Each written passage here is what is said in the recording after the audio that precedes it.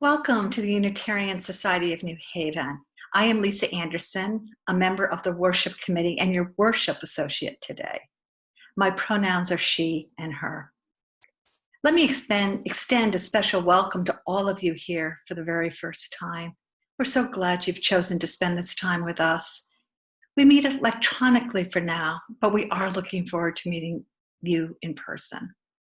The email address of the membership team is on the screen, and we invite you to learn more about us on our website, usnh.org. Let us acknowledge that we gather today on the ancestral lands of the Quinnipiac and other Native peoples. We commit ourselves to the action it takes to heal the wounds of the past and present in the ongoing work of reconciliation, love, and justice. Today's service has been organized by the Anti-Racism Task Force. The task force asked me to emphasize that we, all of us, are encouraged to be on that anti-racism team at USNH. This is not work that stays within a committee. Anti-racism is an aspiration, a way to live our lives. Our hope is that the lens of anti-racism will inform and guide us in all our work together and apart in the world. We come here today to learn more about what it means to be anti-racist. For many of us, this is a spiritual practice. We begin anew over and over again. It's a personal journey, and we are all at different points on the path. We stumble, make mistakes, and begin again. It's hard work, made more effective if coupled with joy, which is why we've asked Bill Braun to include music of Scott Joplin in today's service. Finally, being anti-racist is a dance of contemplation and action, as evidenced by our relationship with Waverly House and our partnership with UU The Vote. And now our call to worship. I'm going to share a wonderful Zen story with you. A young seeker, keen to become the student of a certain master, is invited to an interview at the master's house. The student rambles on about his spiritual experience, his past teachers, his insights and skills, and his pet philosophies. The master listens silently and begins to pour a cup of tea. He pours and pours and pours, and when the cup is overflowing, he keeps right on pouring. Eventually, the student notes what's going on and interrupts his monologue to say, "Stop pouring, the cup is full." The teacher says, "Yes, and so are you. How can I possibly teach you?" I invite you now to settle into the service. Take a deep breath. If you are able and willing, and ignite an attitude of inner openness to the words of today's wisdom thinkers, and feel the lived experiences of our friends as they share their personal narratives with you. I'm lighting the chalice today with the words of James Baldwin, which appear on one of the preliminary pages of Isabel Wilkerson's newly published book titled Cast. Because even if I should speak, no one would believe me, and they would not believe me precisely because they would know that what I said was true. James Baldwin.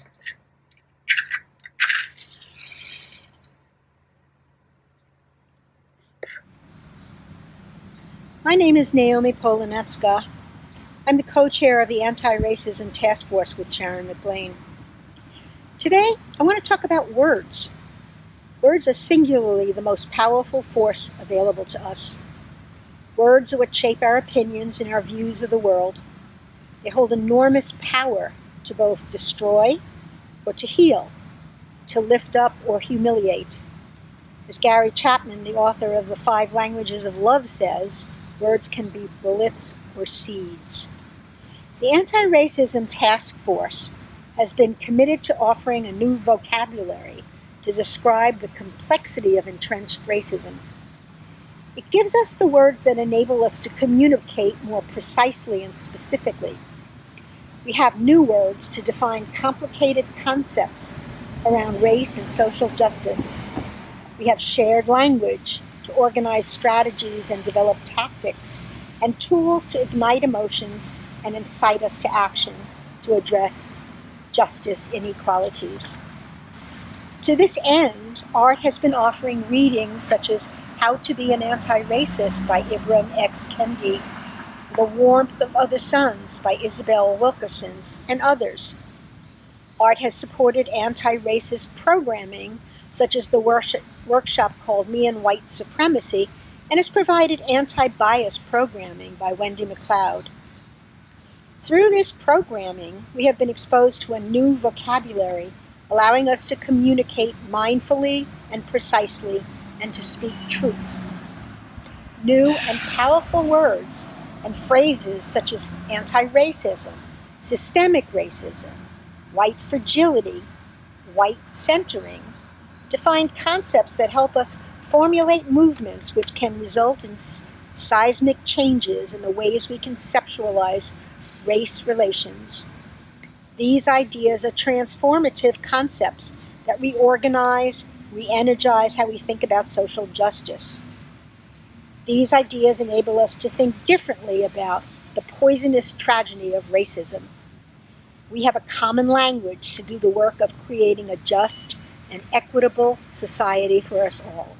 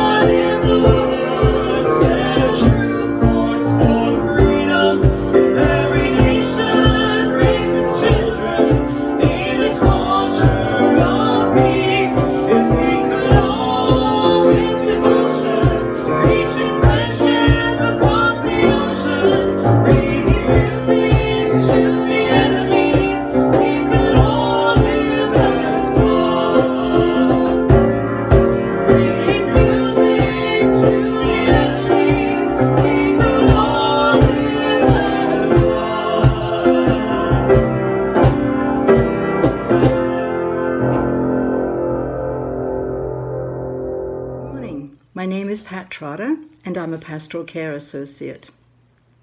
Let us now turn our attention to the concerns of the community.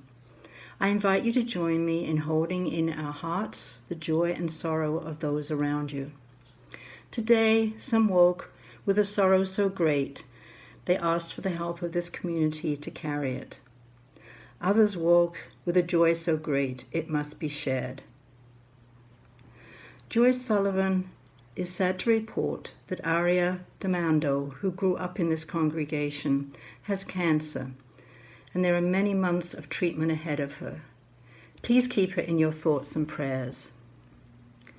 the Anti-Racism Task Force would like to share several joys and sorrows. It is a joy to acknowledge the Black Lives Matter movement, providing leadership in the push towards real social change. However, we mourn the young lives that have been lost recently and throughout the years to gun violence in New Haven and elsewhere. It is a particular joy and a gift to have shared our time in this congregation and on this earth with our beloved members Dan Wade, June Schaefer, and Helene Goward. Today we want to honor them, along with the civil rights greats John Lewis and C.T. Vivian, for the lives they lived. In their own way, each of them gave their all to make a fairer, kinder, and more anti-racist world. And finally, we are thrilled to see that the Center for American Progress has named UU the Vote national organizer Nicole Presley and team director Reverend Ashley Horan as two faith leaders to watch in 2020. Thank you to our social justice leaders for connecting us with this nationally recognized action. And thank all those in our congregation who have spent hours writing UU the Vote postcards. My reading today for our meditation is titled Marginal Wisdom by Leslie Takahashi. They teach us to read in black and white. Truth is this, the rest is false. You are whole or broken. Who you love is acceptable or not. Life tells us truth in many hues. We are taught to think in either or, to believe the teachings of Jesus or Buddha, to believe in human potential or a power beyond a single will. I am broken or I am powerful.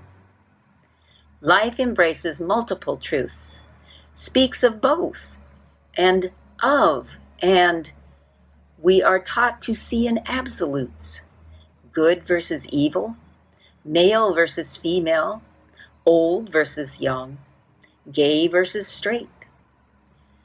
Let us see the fractions, the spectrum, the margins. Let us open our hearts to the complexity of our worlds.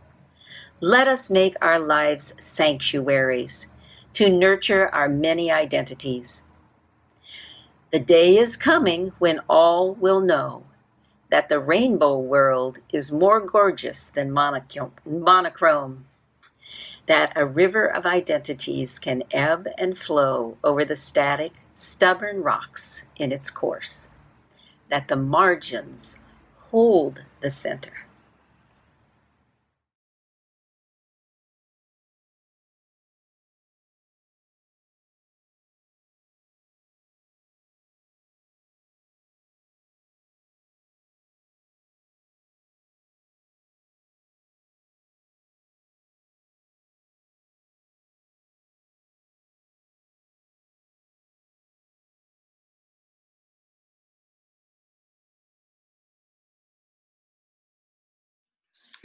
Now is the time for the offertory.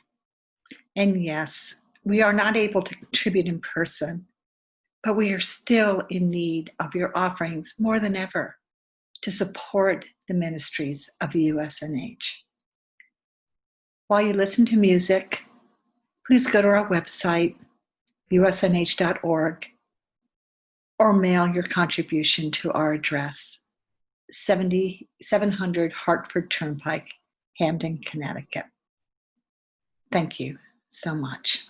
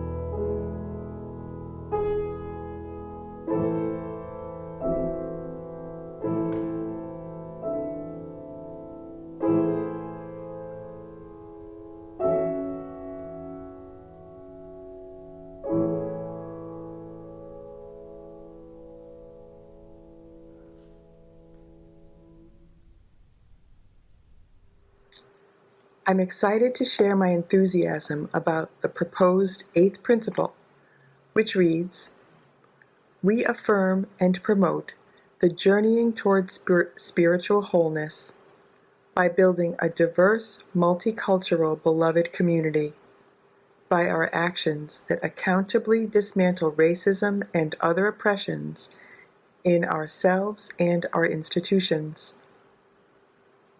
As the co-author, Paula Cole Jones, has said, part of what the 8th principle does is make actively engaging in this work a spiritual imperative. I see the need for an 8th principle to make this imperative part of who we are as Unitarian Universalists. Our other 7 principles do not accomplish this. The work for USNH to adopt and really live it requires individual and institutional self-examination of unconscious biases and exclusivity, as well as persistent work to keep changing. This proposal will likely come to a vote at the General Assembly in June 2023, and in the meantime, some of the language may change. Moving to approve something at GA requires a lot of buy-in beforehand. That's some of why our work here at USNH is so important. Our former member, Allison Jacobs, helped her congregation in Honolulu adopt the 8th principle, one of 27 congregations to do so far. As she told me, "We're used to creating safe space at church. We're being called to create brave space." May we move forward together in this work. In 1998, several of us met in the library at the Unitarian Society of New Haven to learn about and discuss racism after watching the documentary The Color of Fear. In it, several men of varied backgrounds discuss racism. It was my introduction to what I now know is white privilege. I went home that night and wrote a song. I revised it a few weeks ago. It's called "Living at the Top." He's a white man living at the top. He's never had to wonder what it's like to be not the white man, not the white man.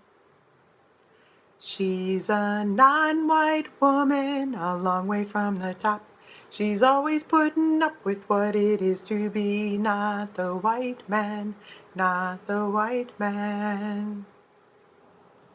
He's a black man looking at the top. He's always got to deal with what it is to be not. He's always got to deal with what it is to be not the white man, not the white man. So white folks have been living at the top. The time for change is now for what it is to be not. The time for change is now for what it is to be not the white man, not the white man. Hi, I'm Carol Arnold. My journey thinking about race began in grammar school, where there was only one black girl. I wanted to reach out to her, and my mother suggested that I invite her to dinner.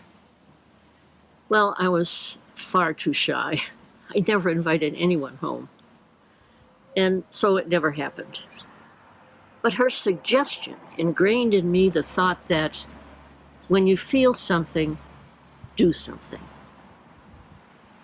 Fast forward to 2 incidences that happened while I was a counselor at a Girl Scout camp in Massachusetts. It was during post-camp when one evening, with horror, we discovered a huge burning cross in front of the tent of a black counselor. This event burned a memory in my mind, my heart, my soul that has never left. I can only imagine how it affected her life. Earlier that summer, a group of us, including a different black counselor, were refused the right to eat at a restaurant because she was a member of our group. We were utterly shocked and had never expected anything like that. She, of course, was not shocked. Soon thereafter, I got my first full-time job with the Boston Girl Scout Council, where my boss was a black woman in 1952. She taught me how to perform my job well, but even more, it was great to share stories and perspectives with Marie during those 7 years. From Boston to Kansas City and then to Connecticut with the Girl Scouts here, where I was the business manager. During my 18 years here, the majority of women I supervised were black. There were tough challenges during that period when affirmative action had been mandated in Connecticut. I found out that one of the women I hired was a Black Panther, and working with her was a real challenge. But because of those challenges with her and the rest of my staff, I learned much about life in New Haven and the challenges each one of them had. I learned even more from those professional staff who were black, for they were all willing to spend time with me. They gave it to me straight and shared their stories.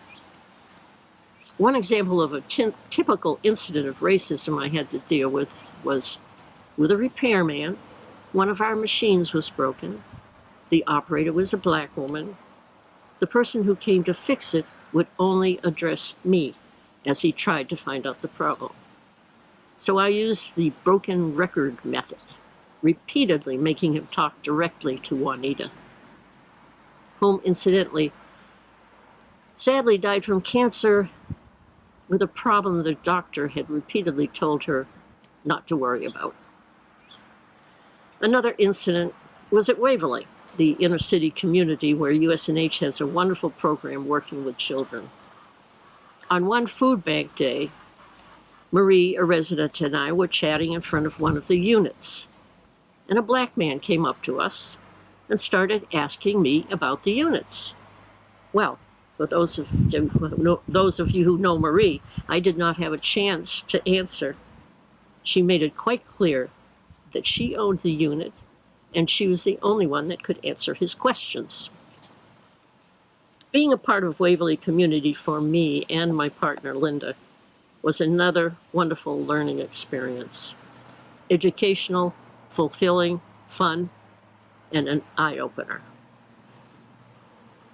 Through USNH, June Schaefer started a small group where a few of us met with a small group of folks from the mosque on Dixwell Avenue. For a couple of years, we gathered there to share our beliefs, our stories. It was just a great experience to get to know folks that work just like us.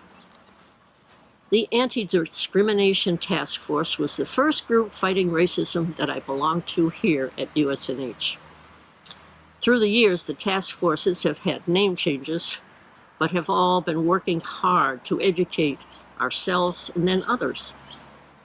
At times, it felt like we were just plodding along, but we believed we were doing the important groundwork needed. It was somewhere during this time I had a big wake-up call as we studied what was called The Backpack of Privilege, a piece written by Peggy McIntosh entitled White Privilege, Opening the Invisible Knapsack. It was an eye-opener. It forced me to not only look at my own privileges as a white person, but take an even broader view. And as Peggy said, having described the problem, what will I do to lessen it or end it?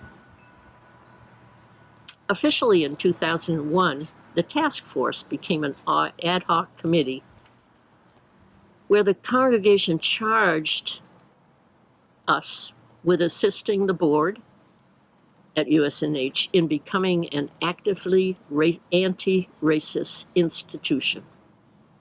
We talked with small groups from the congregation, as well as with committees like the nominating committee and the board. And we looked at documents like the bylaws. We did accomplish some things. And again, we felt we were building the foundation for the good work that is now happening in earnest. The wonderful presentation on white fragility, other book groups, workshops with Wendy, and so much more on the horizon. The time is right, and it feels right to say that it is time for us to gather souls together to build that beloved community that we all wish for. Thank you. Good morning. My name is Joan Ciano, and I've been a member of USNH for about 9 years and a member of the Anti-Racism Task Force for just about as long. I have been a member of the Salt and Pepper Gospel Singers for about 35 years. This is a New Haven-based, multiracial, interdenominational Christian choir in the Southern Black Gospel tradition. Our singing is full-bodied and exuberant. I learned to clap and sway. We laugh a lot and tease each other. We don't read music. We learn by repetition. Like all choruses, we are family. We've traveled together. We celebrate and mourn with each other. I have attended and sung at many funerals, both black and white, and the choir sang at my mother's wake. As white choir members, or salts, we were told that we are guests in the gospel tradition, that we are welcome, but we are to follow the rules and the ways as they are, not the way we wish they were. Corrections would not be welcome. I got that experientially, and I have learned to go with the flow, accepting things just as they are and just as they are not. Sometimes rehearsals or even performances start late or end late. There may be last-minute changes in rehearsal time or venue or in the assigned attire. Also, the actual music can change from performance to performance without warning. We have a repertoire, but rarely know what we will sing before a concert. And our director, Ronald Pollard, who sang and trained with a family gospel group in West Virginia, as well as being classically trained, Ronnie creates the music in the moment and will give the direction to have us repeat a phrase or extend a note. And he goes like this. We have to watch the director, be present in the music, and it's very exciting. The Anti-Racism Task Force here at USNH is always striving to educate ourselves and our congregation about our place in the community regarding race. We sponsored a recent workshop led by our wise friend, teacher, and ally, Wendy McLeod. At one point during the presentation, she was speaking about values, particularly the values of the dominant culture, i.e. the white culture. And she mentioned that planning is a white value. Whoa, planning is a white value? That was quite a different way of looking at things, which of course was the point. I thought of the late starts, last-minute changes, and some of the other minor inconveniences of my time with Salt and Pepper, and how I have thought of it as a little irresponsible, maybe inconsiderate, certainly inconvenient. In other words, I passed judgment. Non-hostile judgment, but judgment all the same, that things weren't done better or not the way I would consider right. Now I'm hearing that planning is a white value, and I'm recognizing my judgments. This is why we were told to respect the space as it is and as it is not. Wendy noted that many cultures, including many African cultures do not value planning and timeliness as we do. Neither culture is wrong. It's simply different values that serve different purposes. And we recognize sometimes values clash. Time is not that intrinsically important. We in our culture think that it is. This is a tough one for me. Time is not intrinsically important. Okay. No, I just can't get that one. It is really important, isn't it? So another way to look at values is through the lens of what we call conventional wisdom. This is more of our conversation being able to be be on the same page. Marcus Borg, professor of religion and culture, in his book Meeting Jesus Again for the First Time, describes conventional wisdom as the dominant consciousness of any culture. And I'm going to read a little from the book. Conventional wisdom embodies the central values of a culture. It has both social and psychological consequences. Socially, it creates a world of hierarchies and boundaries. Some of these may be inherited, as when differences in gender, race, or physical condition are assigned different cultural values and roles. Psychologically, conventional wisdom becomes the basis for identity and self-esteem. Consider being white versus being a person of color in this society. In short, whether in religious or secular form, conventional wisdom creates the world in which we live. It's a life of limited vision and blindness, in which we see what our culture and conditions, what our culture conditions us to see, and we pay attention to what our culture says is worth paying attention to. It is a world of judgment, and we see this as if in a trance. This is the way it is for us. We don't make distinctions until we wake ourselves up, which is what we try and do with the anti-racism group. While the context that Borg is writing about is the conventional wisdom of the first century Jewish social world, this is not the spiritual traditions. This is specifically the social values of the times, and they were generally very hierarchical, judgmental, and bound by rules. During these times, the teachings of the historical Jesus were subversive, offering an alternate wisdom of inclusion. He hung around with lowlifes, which were considered impure in those times, and he spoke of a gracious and compassionate God. Borg cautions that conventional wisdom is not to be associated with any particular tradition. It is pervasive in all traditions.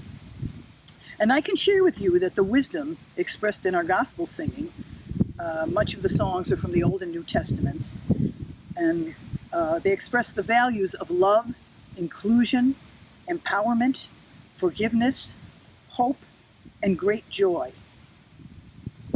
I have attended many services over the years in Black churches. Precise planning and timeliness may or may not be evident. Often the sermon is not written, but it is delivered with certainty, intensity, and many citations, biblical and otherwise, and often humor. And it is always engaging. There may not be a discernible thematic thread. The music will go with the message and will be loud and emotional and joyful, and it will all be very relevant. The service will work in terms of value, and what is there to be experienced is community, immediacy, expression, feelings. Feelings are very important, and again, joy. The way the service is conducted makes space for these values to show up, and it has always been a great gift for me to be in attendance. I should also mention that I have been to many events and celebrations that are well planned, very detailed, executed in detail, and the results are always wonderful. And if you're ever invited to a buffet at a Black church, do not pass it up. They are wonderful, and they have it down to a science. One more reference from Wendy McLeod. She recommends a TED Talk by Verna Myers, Meyers. Verna Myers is a Black woman, and she suggests that we white folks should simply be aware that our default consciousness is white. And as you have heard the term from Naomi, you can consider this white centering. After all, it is the dominant culture, and we are imbued with its conventional wisdom, some of which we can call implicit bias or unconscious bias. Remember that trance. It's not about guilt. We all have unconscious bias, the whole society. So, Verna says, relax about it. But she does invite us to go looking for your bias, walk toward your discomfort, expand your social and professional circles. So, I invite you to join a diverse group. Maybe connect, which Kenny's going to talk about, or volunteer at Waverly, or come visit Salt and Pepper at rehearsal when we get going again. It's about connection. And as Verna says, it's okay to feel awkward. You will feel awkward before it gets comfortable. And I can attest to that because I did not grow up among Black people. I grew up in an all-white community, and I was awkward at first, and at this point I can say I'm completely comfortable among Black people in any situation. I have been so fortunate to have my longtime connection to Salt and Pepper and all my beloved choir brothers and sisters. I can't wait to sing together again in post-pandemic times, and I anticipate being back in the pews at USNH, listening to our own magnificent USNH choir. Following is a brief YouTube clip of Salt and Pepper performing at the Orange Public Library about 3 years ago. Meg Gibson Brown is singing the lead. She was one of the original members, founding members. And you can't see our director, Ronnie. You'll see his hands, but he is fine with using the clip for this service. Enjoy, and thank you.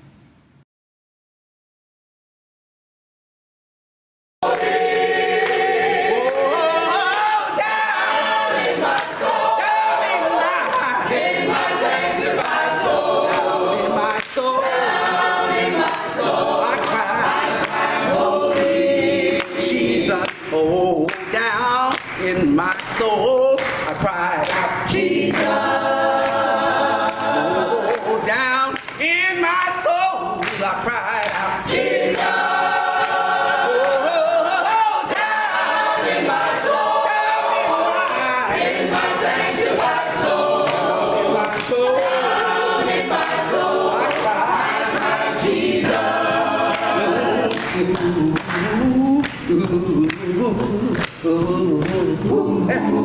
Yeah, all right then.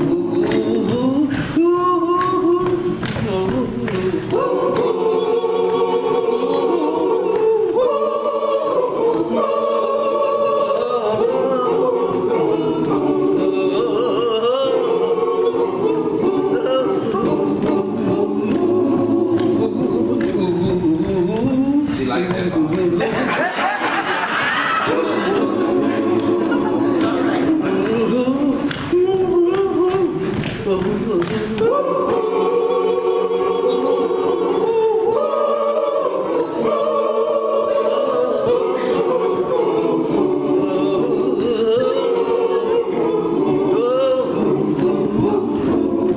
Thank you. Oh, down in my soul, I cried. Thank you. Oh, down in my soul, I cried. Thank you. Oh, down in my soul, in my sanctified soul, down in my soul, in my soul, in my sanctified soul, deep in my soul, in my soul, in my sanctified soul, deep in my soul, in my soul, in my sanctified soul, down in my soul, down in my soul, I cry, thank you. Good morning, everyone. My name is Kenny Foscue, and I've been a member of USNH for about 20 years. Over the years, I've served as a member of the fundraising committee, the adult education committee, the peace group, and other committees. I have taught in the children's religious education program for several years. I now serve as co-chair of our USNH Connect core team. This morning, I want to talk a little bit about what anti-racism means to me and how I try to practice it. By now, hopefully everyone understands that being anti-racist is not just passively saying, I am not a racist, but actively understanding as a white person how unconsciously we have benefited from white supremacy. This includes identifying and addressing attitudes on a personal basis, and most importantly, to be actively engaged in fighting systemic racist policies. A little personal information about me, my background. I'm a native of North Carolina, where I spent the first 34 years of my life. I grew up in eastern North Carolina, which I call the Mississippi area of the state, because of how backward it was and to some extent still is regarding race relations. I was lucky to have moderately enlightened parents and privileged as a young man to be involved with the civil rights movement. As a descendant of slaveholders, I have always felt it was a responsibility to fight for racial and economic justice. Although I'm definitely not a hero, I stayed engaged with the struggle with African Americans throughout the 70s and 80s.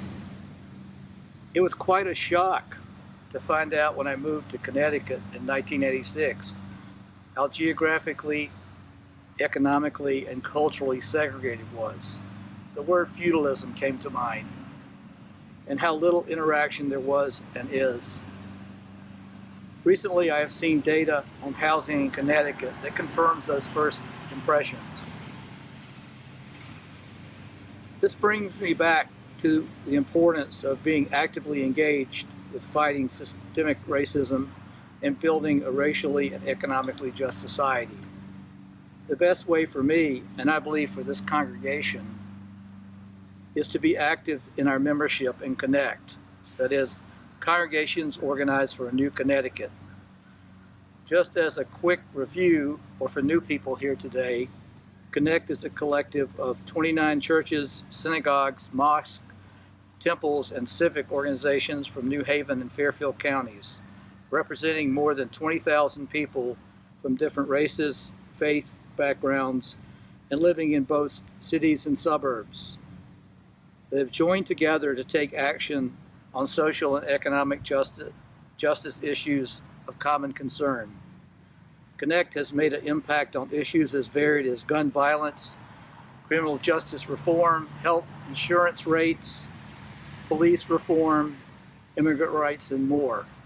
All of these issues are addressed in the context of anti-racism. So what are some of the recent Connect anti-racist initiatives? Well, here are three. One, for the last two legislative sessions, Connect has been working to pass clean slate legislation. This initiative is about responding to the racist legacy of mass incarceration by automatically expunging the criminal records of returning citizens who do not return to crime so they can rebuild their lives and reunite with their families. We will continue lobbying for this profoundly anti-racist legislation in the next session. Another, Connect, with the help of many in our congregation, helped pass the recently enacted police accountability law.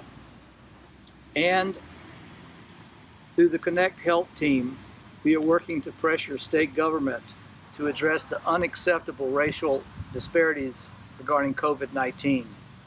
This includes collecting accurate race ethnic data, which is not happening now, increasing testing in Black and brown communities, hiring people in these communities to do contact tracing, and providing access to safe quarantine and isolation housing.